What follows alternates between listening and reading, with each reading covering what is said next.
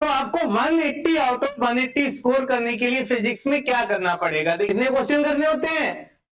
50 में से 45। फॉर्मूला, देखिए फार्मूले सारे ही याद होने चाहिए, एक एक फार्मूला आपकी जुबान पे होना चाहिए, याद करना पड़ेगा। देखिए देखिए कॉन्सेप्ट अलग है, फार्मूला लर्न करना अलग है। देखिए जो डायरेक्ट फार्मूले से आते हैं तो फार्मूला आपको आना चाहिए, यानी फार्मूला याद करना पड़ेगा। क्या करना पड़ेगा? फार्मूला याद करना पड़ेगा। हेलो स्टूडेंट, तो देखिए आज हम आपको बताने वाले हैं कि नीट 2025 के लिए अगर आप प्रिपरेशन कर रहे हैं तो आपको 180 आउट ऑफ 180 स्कोर करने के लिए फिजिक्स में क्या करना पड़ेगा। देखिए हम फिजिक्स के बारे में बताने, फिजिक्स में नीट के एग्जाम 2025 में आपको 180 में आउट ऑफ 180 अगर स्कोर चाहिए तो क्या करना पड़ेगा वो हम आपको बताने वाले हैं। तो देखिए आपको पता है कि जो नीट का एग्जाम होता है इसमें फिजिक्स में आपके जो क्वेश्चन आते हैं ये 50 क्वेश्चन में से आपको 45 क्वेश्चन अटेम्प्ट करने होते हैं। कितने क्वेश्चन करने होते हैं? 50 में से 45। अब देखिए 50 में 45 करना है, यानी अब आपको, कुछ बच्चे सोचते नहीं हम इस चैप्टर को छोड़ देंगे, इधर से पढ़ लेंगे, इंपॉर्टेंट पढ़ लेंगे। देखिए यहाँ नीट के एग्जाम में आपके लिए कुछ भी इंपॉर्टेंट वगैरह ऐसा कुछ भी नहीं है। आपको 100% पूरा सिलेबस, फुल सिलेबस पढ़ के तैयार करना है। क्या तैयार करना है? फुल सिलेबस आपको तैयार करना है। अगर आप फुल सिलेबस नहीं तैयार करते हो तो आपका नीट में सिलेक्शन नहीं होने वाला है, क्योंकि यहाँ पर इस बार आपने कट ऑफ देखा है 2024 का बहुत हाई कट ऑफ गया है, यानी यहाँ पर आप पूरा सिलेबस बिना पढ़े आप सिलेक्शन अपना नहीं करा सकते। आपको 100% पूरा सिलेबस ही तैयार करना होगा। आप कुछ भी एक चैप्टर भी कहीं से भी नहीं छोड़ सकते हैं, आपको 100% सिलेबस तैयार करना होगा। हाँ ये कर सकते हैं, कुछ चैप्टर में कुछ अगर एक छोटी मोटी कमी रह जाए वो चल जाएगा, अदरवाइज आपको 100% आपको सिलेबस तैयार करना होगा। अब सिलेबस कैसे तैयार करना है? तो देखिए यहाँ पर मेन क्या है, फिजिक्स में जो है सबसे पहले तो आपको सारे फार्मूले याद होने चाहिए। क्या होने चाहिए? फॉर्मूला। देखिए फार्मूले सारे ही याद होने चाहिए, एक एक फार्मूला आपकी जुबान पे होना चाहिए, याद करना पड़ेगा। देखिए बच्चे हमसे पूछते सर फिजिक्स समझने वाली होती है तो इसको भी क्यों याद करना पड़ता है? देखिए फार्मूले याद ही करने पड़ेंगे, फार्मूले नहीं समझे जा सकते। अब आपको फार्मूला अगर याद करना है v equal to U plus at, तो v equal to U plus at को आप कैसे समझोगे? नहीं समझ सकते ना। S is equal to U T plus half at square कैसे समझेंगे बताइए? नहीं समझ सकते ना। ये समझ जाएंगे S is equal to U T plus half at square. देखिए ये फार्मूले नहीं समझाए जा सकते, कॉन्सेप्ट समझाया जा सकता है, फार्मूले नहीं समझाए जा सकते। अब F is equal to M A होता है, जिसको न्यूटन सेकेंड लॉ पता ही नहीं है, F is equal to M A होता है, तो वो कैसे न्यूटन सेकेंड लॉ अप्लाई करेगा? तो देखिए जो कॉन्सेप्ट है वो टीचर समझा सकता है, टीचर का काम होता है कॉन्सेप्ट समझाना।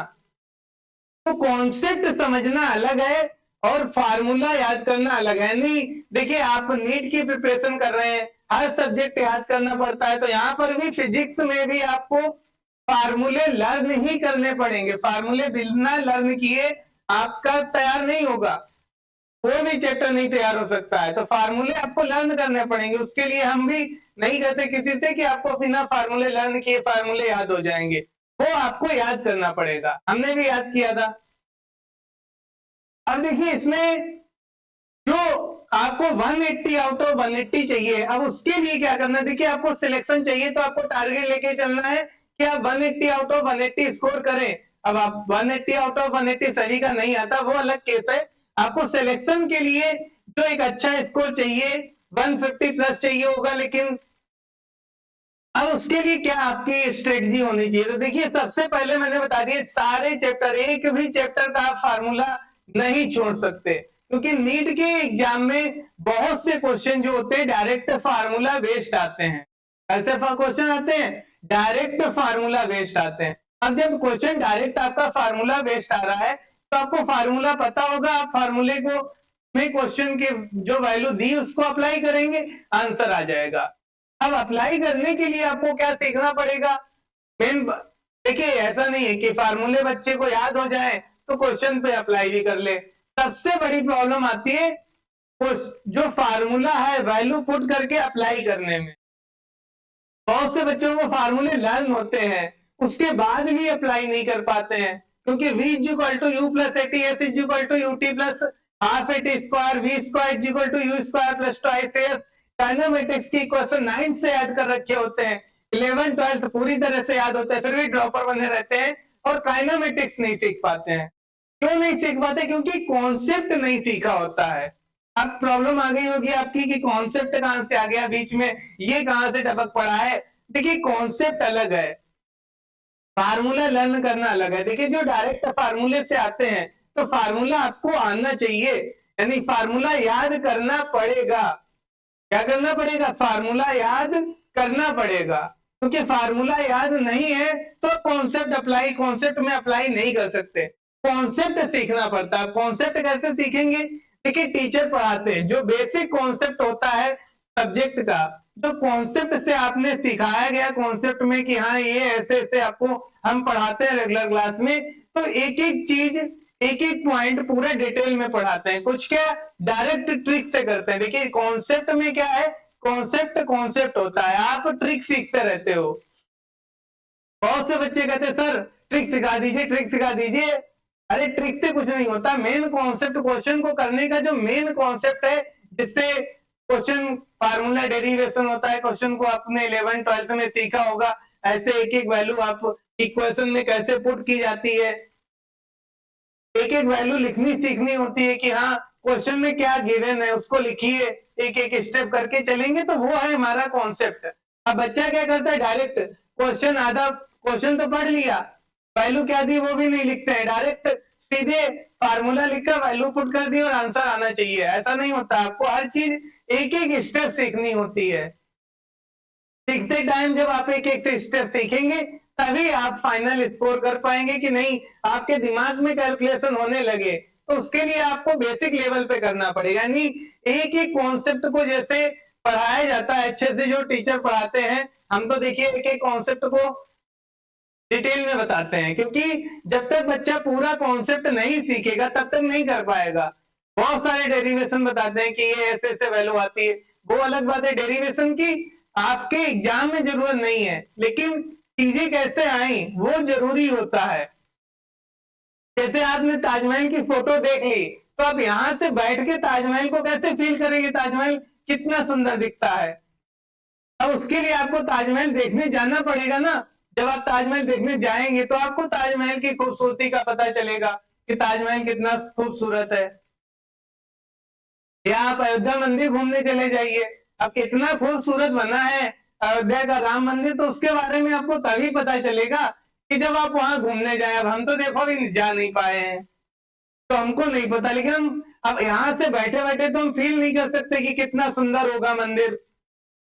केवल एक इमेज देख सकते हैं, ये फोटो है ऐसा दिखने में लग रहा है, यहाँ से हमको थोड़ी पता चल रहा है कि वो कितना खूबसूरत है, नहीं पता चलेगा। उसकी सच्चाई आपको उसको एक्चुअल में जब आप एक एक चीज देखते हैं तभी पता चलती है। नहीं, आप जब एक एक चीज फिजिक्स के एक एक कॉन्सेप्ट को बारीकी से जब सीखते हैं तो आपको डिटेल में जो आपने पढ़ा होता है तो आपको कुछ चीजें भूल भी जाते हैं, तो काफी चीजें आपको याद बनी रहती हैं। तो इसलिए हमारा सभी स्टूडेंट से कहना रहता है कि आप पूरा कॉन्सेप्ट सीखिए। पूरा का मतलब एक एक चीज जो हम सिखा रहे हैं, एक एक पॉइंट सीखिए। अगर हमने किसी का डेरिवेशन में बताया है तो बेकार नहीं बताया। आप जब उसको बड़े लेवल पे आप देखोगे कि ये ऐसे ऐसे होता है तो आपको उसके बारे में कुछ याद रहेगा, कुछ भूलोगे, एक ही बार में याद नहीं रहता, कुछ भूल भी जाओगे, फिर एक बार रिवाइज करोगे तो कुछ याद बना रहेगा। अब आपने केवल डायरेक्ट फार्मूला रट्टा मार रखा है, कैसे हुआ कैसे नहीं हुआ, तो अप्लाई कैसे करोगे। देखिए जब जो जैसे हुआ, यानी जो भी वैल्यू हम फाइंड करते हैं तो कैसे आई, वहां तक आप पहुंचेंगे जब, तभी आप उसको अप्लाई कर पाएंगे। यानी इक्वेशन ऑफ मोशन डेरिवेशन जरूरी नहीं है। v equal to U plus at होता है, आपको पता है, ये 1/v plus 1/u is equal to 1/f। ये मिरर के लिए फार्मूला है। अब आपको पता होना चाहिए U क्या है, V क्या है, F क्या है। इतना ही पता होने से कुछ नहीं होता है। साइन कन्वेंशन कैसे लेते हैं पता है आपको? नहीं पता होता है। तो एक एक चीज आपने जब डिटेल में पढ़ी होती है तभी आप कर सकते हैं। ये नहीं कि फार्मूला रट्टा मार लिया, अब आपको ये नहीं पता है साइन कन्वेंशन कैसे लेते हैं। फार्मूला याद है, क्या याद है? फार्मूला। साइन कन्वेंशन कैसे लेते हैं वो आपको नहीं पता। देखिए ये सिंपल सर्किट बनता है, बच्चे सर्किट में फंस जाते हैं। ये देखिए सर्किट है, बहुत खतरनाक होता है सर्किट। आपने देखा होगा मुन्ना भाई MBBS मूवी। देखिए सर्किट है। अब यहाँ पे साइन कन्वेंशन बच्चे नहीं ले पाते हैं, प्लस माइनस किधर देना। देखिए ऐसा नहीं, V equal to IR ohm's law होता है, बच्चों को पता है V equal to IR ohm's law है। लेकिन अब सर्किट में इसको कैसे अप्लाई करेंगे, KVL कैसे अप्लाई करना, साइन कन्वेंशन कैसे देना, नहीं पता होता, यहाँ पे फंस जाते हैं। तो देखिए आपको फिजिक्स में 180 आउट ऑफ 180 करना है, तो सारे चैप्टर्स के फार्मूले आपकी जुबान पे होने चाहिए। वो तो पहला पॉइंट है। दूसरा सबसे इंपॉर्टेंट पॉइंट है, आप एक एक कॉन्सेप्ट को बारीकी से सीखें।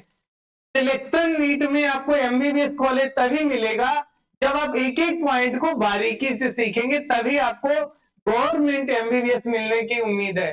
प्राइवेट तो आप कर सकते हैं, कोई दिक्कत नहीं है, लेकिन गवर्नमेंट तभी मिलेगा जब आप एक एक चीज बारीकी से सीखेंगे, एक एक कॉन्सेप्ट को, तभी आप गवर्नमेंट MBBS कॉलेज की उम्मीद कर सकते हैं, अदरवाइज नहीं। तो देखिए बहुत ज्यादा कुछ नहीं, मेन फिजिक्स में जो है सारे फार्मूले आपके जुबान पे रट्टे हुए होने चाहिए। और मेन पॉइंट जो है ये आपका किसी भी टॉपिक का कॉन्सेप्ट क्या है, कॉन्सेप्ट। देखिए कॉन्सेप्ट क्या है इसके बारे में हम जरूर डिटेल में एक बार बताएंगे। वैसे डिटेल में हम डेली क्लास में बताते रहते हैं, आप क्लास से लाइव ज्वाइन करिए, फिर आपको पता चल जाएगा कॉन्सेप्ट क्या है, हम कैसे समझाते हैं, कैसे सिखाते हैं। एक एक चीज हम क्लास में एक एक पॉइंट बताते हैं, ठीक है। तो देखिए हम फ्री, सॉरी अब यूट्यूब पे तो फ्री लाइव क्लास ले रहे हैं, यहाँ कोई पैसा नहीं लेते। देखिए हमारी जो लाइव क्लास होती है, यहाँ पर लाइव क्लास अगर आप 2025 के लिए प्रिपरेशन कर रहे हैं तो यहाँ पर हम 2 क्लास लेते हैं। एक तो मॉर्निंग में 8 AM पे लेते हैं, दूसरी 2 PM पे। ये एक में हम अभी 11th का सिलेबस पढ़ा रहे हैं, नीट के लिए यहाँ पर हम कंप्लीट फुल सिलेबस पढ़ाने वाले हैं। ये नहीं कि कुछ छोड़ेंगे, एक एक चीज बताने वाले हैं, कुछ नहीं छूटेगा, एक एक पॉइंट यहाँ पर पढ़ाएंगे हम। सारा पूरा फिजिक्स, नीट के प्रीवियस ईयर क्वेश्चन, मॉड्यूल के क्वेश्चन, सब कुछ डिस्कस करेंगे। अगर कोई पॉइंट आपको नहीं समझ में आता है, आप कमेंट करके पूछ भी सकते हैं, हम आपको बता देंगे। आप